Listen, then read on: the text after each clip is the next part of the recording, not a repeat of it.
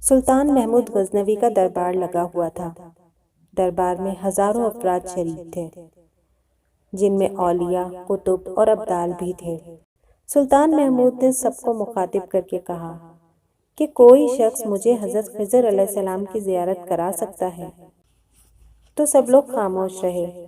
دربار میں بیٹھا ایک غریب دیہاتی کھڑا ہوا اور کہا کہ میں زیارت کرا سکتا ہوں۔ سلطان نے شرائط پوچھی تو عرض کرنے لگا کہ 6 ماہ دریا کے کنارے چلہ کاٹنا ہوگا، لیکن میں غریب آدمی ہوں، میرے گھر کا خرچہ آپ کو اٹھانا ہوگا۔ سلطان نے شرط منظور کر لی۔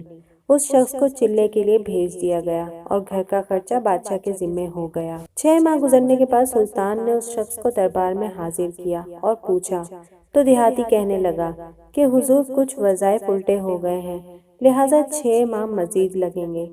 مزید 6 ماہ گزرنے کے بعد سلطان محمود کے دربار میں اس شخص کو دوبارہ پیش کیا گیا تو بادشاہ نے پوچھا کہ میرے کام کا کیا ہوا؟ تو یہ بات سن کر دیہاتی کہنے لگا کہ بادشاہ سلامت، کہاں میں گنہگار اور کہاں حضرت خضر علیہ السلام، میں نے آپ سے جھوٹ بولا تھا، میرے گھر کا خرچ پورا نہیں ہو رہا تھا، بچے بھوک سے مر رہے تھے، اس لیے ایسا کرنے پر مجبور ہوا۔ سلطان نے اپنے ایک وزیر کو کھڑا کیا اور پوچھا کہ اس شخص کی سزا کیا ہے؟ وزیر نے کہا کہ سر، اس شخص نے بادشاہ کے ساتھ جھوٹ بولا ہے، لہٰذا اس کا گلا کاٹ دیا جائے۔ دربار میں ایک نورانی چہرے والے بزرگ بھی تشریف فرما تھے، کہنے لگے کہ بادشاہ سلامت، اس وزیر نے بالکل ٹھیک کہا۔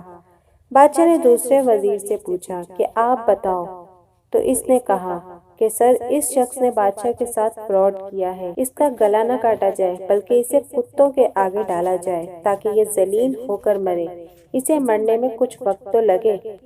دربار میں بیٹھے اسی نورانی چہرے والے بزرگ نے کہا کہ بادشاہ سلامت، یہ وزیر بالکل ٹھیک کہہ رہا ہے۔ سلطان محمود غزنوی نے اپنے پیارے غلام ایاز سے پوچھا کہ تم کیا کہتے ہو؟ تو ایاز نے کہا کہ بادشاہ سلامت، آپ کی بادشاہی سے 1 سال ایک غریب کے بچے پلتے رہے، آپ کے خزانے میں کوئی کمی نہیں آئی، اور نہ ہی اس کے جھوٹ سے آپ کی شان میں کوئی فرق پڑا۔ اگر میری بات مانے تو اسے معاف کر دیں، اگر اسے قتل کر دیا تو اس کے بچے بھوک سے مر جائیں گے۔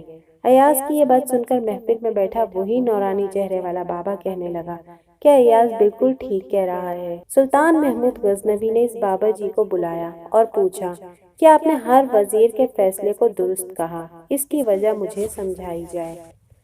تو بابا جی کہنے لگے کہ بادشاہ سلامت، پہلے نمبر پر جس وزیر نے کہا کہ اس کا گلا کاٹا جائے وہ قوم کا قصائی ہے، اور قصائی کا کام ہے گلے کاٹنا۔ اس نے اپنا خاندانی رنگ دکھایا۔ غلطی اس کی نہیں، آپ کی ہے کہ آپ نے ایک قصائی کو وزیر بنا لیا۔